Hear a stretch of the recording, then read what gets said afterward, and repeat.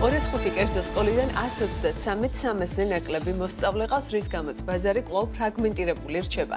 კალტენტაგარტის მიერ მომზადებულ განათლების სექტორის მიმოხილვის თანახმად ასეთ პირობებში მოსალოდნელია უფრო მასშტაბური და ინსტიტუციური ოპერატორების გაძლიერება, რადგან ისინი უკეთ უმკლავდებიან ხარისხობრივ რეგულაციურ და ხარისხობრივ გამოწვევებს. ამასთან აღსანიშნავია, რომ მაღალი პერსონალის ხარჯები კერძო სკოლების მომგებიანობის მთავარი შეზღუდვა. ეფექტიანი ხარჯების სტრუქტურის მქონე სკოლები 15-17%-იან EBITDA მარჟას ინარჩუნებენ, ხოლო მაღალი დანახარჯების მქონე ოპერატორები ზღვრულ მომგებიანობაზე ან ზარალზეც კი არიან. მზარდი სახელმწიფო ხარჯების პირობებში კონკურენტული უპირატესობა მასშტაბურ და ეფექტურ ოპერატორებს ენიჭებათ, რაც სუსტი მოთამაშეების ბაზრიდან გასვლას დააჩქარებს. როგორ ვითარდება კერძო სკოლების ბაზარი საქართველოში? თემაზე საუბარს ავთანდილ აბდუშველიშვილთან, გიმნაზია შავნაბადას დამფუძნებელთან ერთად გავაგრძელებთ, რომელიც სტუდიაში გვერდდება. დილამშვიდობისა ბატონო ავთანდილ, მადლობა თქვენი დროისთვის.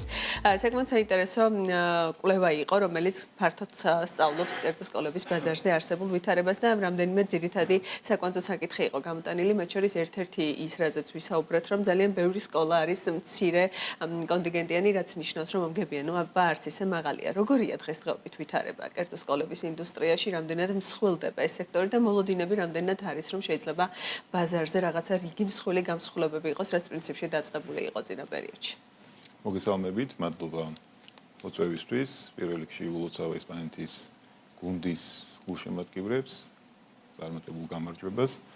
რაც შეეხება კერძო სკოლებს, მოდიახ ბაზარი ვითარდება, თუმცა თქვენ ძალიან სწორად აღნიშნეთ, რომ ვითარდებიან სკოლები, რომლებსაც აქვთ შესაძლებლობა იმის, რომ ინვესტიციები განახორციელონ სექტორში და ამის ფონზე უფრო მეტად სუსტდება მცირე ოპერატორები, რომლებსაც აქვთ მთელი რიგი გამოწვევა. ნამდვილად აღსანიშნავია, რომ სახელმწიფო პოლიტიკა ერთ-ერთი მნიშვნელოვანი წნეხია ჩვენთვის, კერძო სკოლებისთვის. განსაკუთრებულად საგრძნობია ეს პოლიტიკა რეგიონებში და თბილისის სხვადასხვა გარეუბანში. დიახ, დაწყებულია პროცესი, როდესაც საკმაოდ დიდი საინვესტიციო ჯგუფები ინვესტიციებს ახორციელებენ უშუალოდ კერძო სკოლების გაძლიერებაში, რაც ბაზრის კონსოლიდირებას ახდენს. იმიტომ რომ თუ ჩვენ გადავხედავთ სტატისტიკურ მონაცემს, პროცენტული რაოდენობა მოსწავლეთა არ იზრდება. მაგალითად, გასულ სასწავლო წელს დაახლოებით 11% შეადგენდა ეს ციფრი, როდესაც იმის წინა პერიოდში 10.8% იყო მოსწავლეთა რაოდენობა კერძო სკოლებში საჯაროსთან მიმართებაში. ეს ზრდა არ არის განპირობებული უშუალოდ მოსწავლეთა რაოდენობის მზარდი მოთხოვნით. მცირეა ეს, შეიძლება ითქვას, წლიდან წლამდე საკმაოდ მცირე რაოდენობა არის მოსწავლეების, რომლებიც კერძო სკოლას მიმართავენ, თუმცა მთელი რიგი კერძო სკოლები ძლიერდება, სწორედაც რომ ინვესტიციების ხარჯზე და ნდობის ამაღლების ხარჯზე. რა სჭირდება რაოდენობის ზრდას? კალტის კვლევაში ასევე საუბარი იყო ზოგადად მოსახლეობის შემცირებიდან გამომდინარე, რამდენია მოსწავლე იქნება მომდევნო წლებში ზოგადად სასკოლო ასაკის და იქიდან რა წილი შეიძლება მოდიოდეს კერძო სკოლებზე. რა შეიძლება იყოს მაპროვოცირებელი მთავარი განმაპირობებელი და როგორ მუშაობს, ასე ვთქვათ, კერძო სკოლების ინდუსტრია ამ ნაწილის გაძლიერებაზე და უფრო რაოდენობის ზრდის მიმართულებით? მომავალი პერიოდი ნამდვილად გამოწვევა იქნება, იმიტომ რომ შობადობა საკმაოდ შემცირებულია. წელს ერთ-ერთი მაღალი მაჩვენებელი იყო 654,000 მოსწავლე სწავლობდა საქართველოში და მათი წილი, რა თქმა უნდა, ასევე მნიშვნელოვანი იყო კერძო სკოლებში, თუმცა 2030 წლისთვის მონაცემები გვეუბნება, რომ ეს რაოდენობა დაახლოებით საერთო ჯამში დაახლოებით 60,000 მოსწავლით შემცირდება, რაც კერძო სკოლებისთვისაც საკმაოდ დიდი წნეხი იქნება. კვლევაში პოზიტიური ხაზი არის გატარებული, როდესაც მზარდი სტატისტიკა ანაჩვენები, თუმცა ამ ყველაფერს, რა თქმა უნდა, დრო გვიჩვენებს.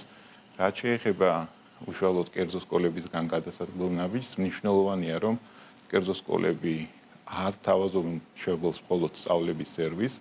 პირველ რიგში კერძო სკოლები თავაზობენ მათ ნდობას, იმიტომ რომ მშობლები 12 წლის მანძილზე და ზოგიერთ შემთხვევაში უფრო დიდხანს, იმიტომ რომ სხვადასხვა ასაკის შვილები ჰყავთ მათ, უცხანდებენ ნდობას უშუალოდ კონკრეტულ კერძო სკოლებს. აქ ძალიან მნიშვნელოვანია, რომ შექმნას კერძო სკოლა სანდო გარემო, სადაც რომელსაც მშობლები ენდობიან სივრცე, სადაც ბავშვები განივითარებენ იმ უნარებს, რომელიც თანამედროვე სამყაროსთვის ძალიან მნიშვნელოვანია. თავარი თქვენს ახსენეთ და კლოშიც არის, რომ არის მასწავლებლების და საკადრო ანაზღაურება ამ ნაწილშია ხარჯები ყველაზე კრიტიკული კერძო სკოლების შემთხვევაში. სხვა მიმართულებით, მათ შორის ახალი პროგრამების დანერგვების, საერთაშორისო პროგრამების დანერგვების სხვადასხვა შეთავაზებების, რაც შეიძლება მიმზიდველი იყოს ოჯახისთვის, ამ ნაწილში რას ახვედრებს ქართულ კერძო ინდუსტრია სასკოლო სივრცეს და ბაზარს? დღევანდელ დღეს განსაკუთრებულად თბილისში ამაზე მოთხოვნა რამდენად არის ასევე ესეც მნიშვნელოვანია, იმიტომ რომ კერძოს მთავარი უპირატესობა ერთ-ერთი ალბათ არის უკეთესი განათლება, უკეთესი შესაძლებლობა სკოლის დასრულების შემდეგ და არა უბრალოდ მასწავლებელი, რომელიც შეიძლება საჯარო სკოლაშიც იყოს. კი. საერთაშორისო განათლება, რა თქმა უნდა, ძალიან მნიშვნელოვანია და ამაზე მოთხოვნა მზარდია, ნელ-ნელა იზრდება, საკმაოდ რამდენიმე კერძო სკოლამ წელს განაცხადა კიდევაც ახალი საერთაშორისო პროგრამების დაწყების შესახებ. მოთხოვნა საერთაშორისო პროგრამების განხორციელების საკმაოდ მზარდია, თუმცა ეს ყველაფერი მიბმულია თავისთავად ქვეყანაში არსებულ ეკონომიკურ მდგომარეობას. ადამიანებს, რომლებსაც აქვთ გადახდის უნარი, რა თქმა უნდა, მათ აქვთ სურვილი, რომ მათი შვილები სწავლობდნენ საერთაშორისო სტანდარტის პროგრამებზე. ეს ყველაფერი რეალურად დამოკიდებული არის ეკონომიკურ მდგომარეობაში ქვეყანაში მოსახლეობის შემოსავლებთან. თუმცა აქვე შემიძლია ვთქვა, რომ დღევანდელ დღეს ბაზარი თავაზობს დაინტერესებულ ადამიანებს ამ სერვისებს. არ არის ისე, რომ ვინმეს სურვილი ჰქონდეს, რომ საერთაშორისო პროგრამაზე ისწავლოს მისმა შვილმა, მათ შორის საერთაშორისო პროგრამები თავისთავად ერთმანეთისგან ძალიან განსხვავდება და ბაზარი საკმაოდ მრავალფეროვან შეთავაზებას აკეთებს დღევანდელ დღეს არის როგორც საერთაშორისო პროგრამა, ამერიკული პროგრამები, არის IB პროგრამა. შესაბამისად, მოთხოვნა ამ მიმართულებით საკმაოდ იზრდება და ბაზარის ამ მოთხოვნას პასუხობს. რადგან ვსაუბრობთ, რომ ძალიან ბევრი სკოლა არის წაგებაზე, შეიძლება ითქვას, ან მინიმალურ მოგებაზე, ეს უახლოეს პერიოდში ხო არ გამოიწვევს, ჩვენ ვნახეთ წინა წლებში, რომ რიგი სკოლები გავიდა ბაზრიდან, თუმცა პროცესი რამდენად გრძელდება 43 სკოლა გავიდა ბაზრიდან, ჩამურათ, ესე რომ ვთქვათ. პროცესი, რა თქმა უნდა, გრძელდება, ეს შეიძლება ითქვას, რომ საკმაოდ რეალურად სამწუხარო, მაგრამ ჩანსაღი პროცესია. ის, ვინც ახერხებს გადარჩეს კონკურენციის ფორმატში, რა თქმა უნდა, ძლიერდებიან, სუსტები გადიან ბაზრიდან. კიდევ ერთხელ ხაზგასმით ვამბობ, რომ განსაკუთრებულად კერძო სკოლებს, განსაკუთრებულად უჭირთ რეგიონებში, საკმაოდ მაღალი არის ანაზღაურების კომპონენტი და მათ შორის საჯარო სკოლებში გაზრდილმა სახელმწიფო პოლიტიკამ, რა თქმა უნდა, უარყოფითი გავლენა მოახდინა ამ შემთხვევაში კერძო სექტორის იმ ნაწილზე, რომელსაც დაბალი გადასახადი აქვს. მათ ძალიან უჭირთ კადრის შენარჩუნება, იმიტომ რომ კერძო სკოლებში უფრო მაღალია ანაზღაურება საჯაროსთან შედარებით, რადგან უფრო მეტი ვალდებულება შემოდის მასწავლებლის მიმართ, უფრო ბევრი საათის განმავლობაში უწევთ მუშაობა, თუ კონკურენციას რატო ვერ უწევთ საჯარო სკოლებს ამ ნაწილში? რატომ გიჭირთ ფინანსურ ნაწილში ასე ამ ხარჯის აწევა? ნახეთ, მნიშვნელოვანია, რომ ჩვენ გვესმოდეს, კერძო სკოლა არ არის ერთი ზოგადი ინსტიტუცია, რომელიც ყველა ერთი სისტემით მუშაობს. კერძო სკოლებში შეიძლება ითქვას, რომ სამი კატეგორია გამოიყოფა. ერთი არის შედარებით მცირე ბიუჯეტიანი, მეორე არის საშუალო ბიუჯეტიანი სკოლები და მესამე არის მაღალ ბიუჯეტიანი სკოლები. მათი წილი ბაზარზე ასე ნაწილდება, რომ ძირითად ნაწილს წარმოადგენს დაახლოებით 70% წარმოადგენს ბიუჯეტური სკოლები.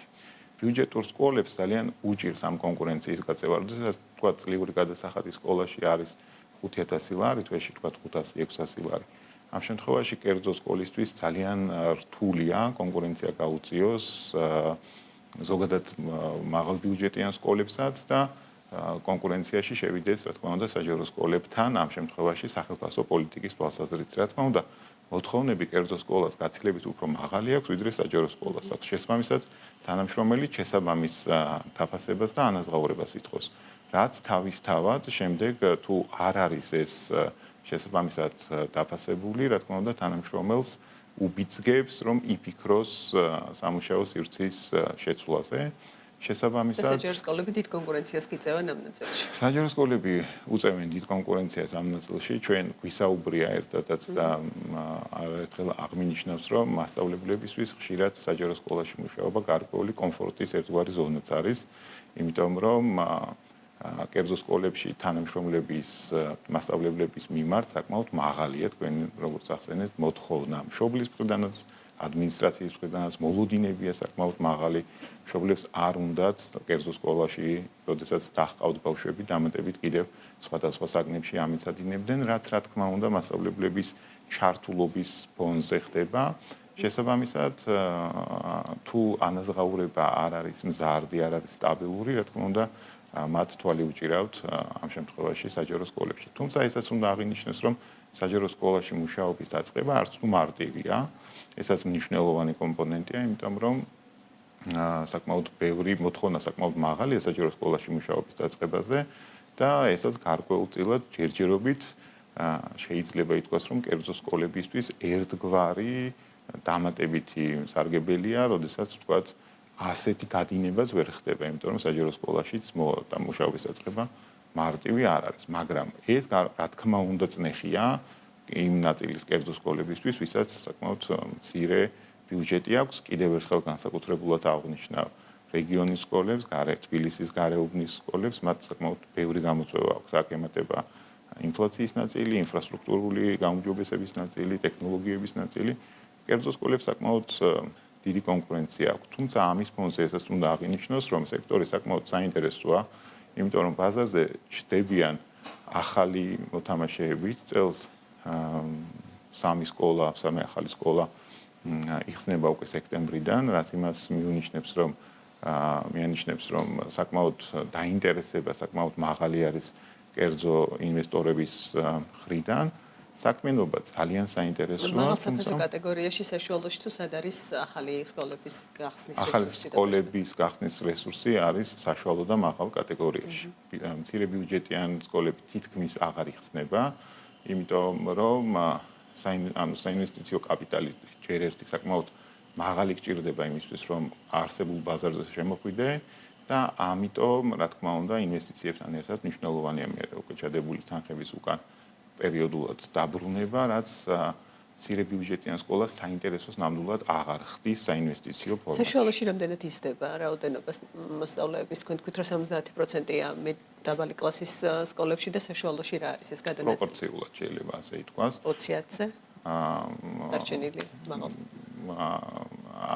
მაგდენიც არა ნამდვილად რა. შესაბამისად მოთხოვნა მაინც უფრო მეტად არის ბიუჯეტურ სკოლებზე. იმიტომ რომ კიდევ ერთხელ ვამბობ, ეკონომიკაზეა ყველაფერი მთლიანად დამოკიდებული. თუ ბიუჯეტური სკოლები გაცილებით უფრო მეტ მოსწავლეს იღებენ სტატისტიკურად, ვიდრე საშუალო და მაღალი გადამხდელი უნარიანი მოსახლეობის მოთხოვნა. თქვენი სკოლა როგორც რა გეგმებია განვითარების ხომ არ უნდა ველოდოს მომხმარებელი დამატებით სიახლეებს სექტემბრიდან მოკლედ და დაგემშვიდობთ. ჩვენი სკოლა ნამდვილად სწრაფად და კარგად ვითარდება. ყავს წელს მივიღეთ 120 ახალი მოსწავლე, პირველკლასელი და გეგმავთ საერთაშორისო პროგრამის დანერგვას. წარმატებები, მადლობა თქვენი დროისთვის და პასუხებისთვის. ავთანდილ აბდუშელიშვილი გიმნაზია შავნაბადას დამფუძნებელი პასუხობდა საქმიანი თემის კითხვებს.